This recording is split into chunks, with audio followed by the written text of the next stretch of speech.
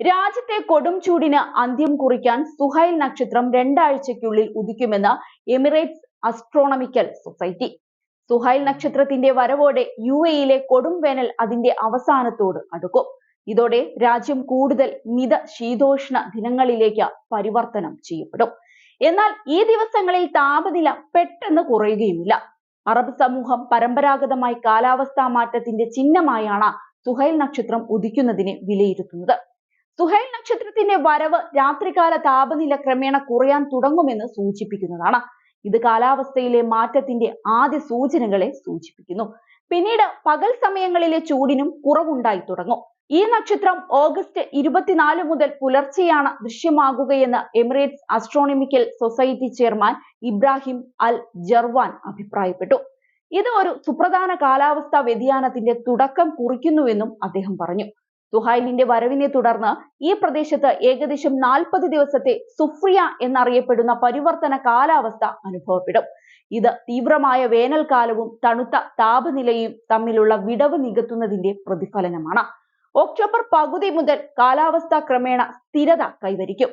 അതേസമയം സുഹൈലിന്റെ ഉദയത്തിന് 100 ദിവസങ്ങൾക്ക് ശേഷം ശൈത്യകാലം ആരംഭിക്കും. സുഹൈലിന്റെ ആരംഭം ഇന്ത്യൻ മൺസൂണിന്റെ പിൻവാങ്ങലിന്റെ സൂചനയാണ്. ഇന്ത്യൻ മൺസൂൺ ഇക്കാലയളവിൽ ദുർബലമാവുകയും തെക്കോട്ട് നീങ്ങുകയും ചെയ്യുന്നു. അതേസമയം കഴിഞ്ഞ 2 ആഴ്ചയായി യുഎഇയിൽ പലയിടത്തും ഇടവിട്ടുള്ള മഴ ലഭിച്ചിരുന്നു. കൊടും ചൂടിൽ വലഞ്ഞിരുന്ന എമിറേറ്റ്സ് നിവാസികൾക്ക് ഇത് ആശ്വാസമായിരുന്നു. യുഎഇയിൽ ഉടനീളം കഴിഞ്ഞയാഴ്ച താപനില 2 മുതൽ 3 ഡിഗ്രി സെൽഷ്യസ് വരെ കുറഞ്ഞിരുന്നു. ഇന്റർട്രോപ്പിക്കൽ കൺവെർജൻസ് സോൺ യുഎഇയിൽ എത്തിയതായിരുന്നു ഇതിന് കാരണം. ഭൂമധ്യരേഖയ്ക്ക് സമീപം വടക്കൻ ദക്ഷിണ അർദ്ധഗോളങ്ങളിലെ കാറ്റുകൾ ഭൂമിയെ വലയം ചെയ്യുന്ന ന്യൂനമർദ്ദത്തിന്റെ ഒരു വലയമാണ് ഇന്റർട്രോപ്പിക്കൽ കൺവെർജൻസ് സോൺ എന്ന് അറിയപ്പെടുന്നത്. ഇന്ത്യയെയും പാകിസ്ഥാനെയും ബാധിക്കുന്ന അതേ ഇന്റർട്രോപ്പിക്കൽ കൺവെർജൻസ് സോണാണ് യുഎഇയെയും ബാധിക്കുന്നത്. എന്നാൽ യുഎഇയുടെ സ്ഥാനം കാരണം തീവ്രത വ്യത്യസ്തമാണ് എന്ന് മാത്രം. ഓഗസ്റ്റ് അവസാനം വരെ ഇടയ്ക്കിടെ വേനൽ മഴ തുടരുമെന്നാണ് എൻസിഎമ്മിലെ കാലാവസ്ഥാ വിദഗ്ധനായ ഡോക്ടർ അഹമ്മദ് ഹബീബ് പറയുന്നത്. പർവ്വതങ്ങളിൽ ഈർപ്പം 15% വരെ താഴാനും തീരപ്രദേശങ്ങളിലും ദ്വീപുകളിലും ഇത് 80% എത്താനും സാധ്യതയുണ്ട്. കിഴക്കൻ ന്യൂനമർദ്ദത്തിന്റെ സ്വാധീനവും യുഎഇ കാലാവസ്ഥയെ സ്വാധീനിക്കുന്നുണ്ട്.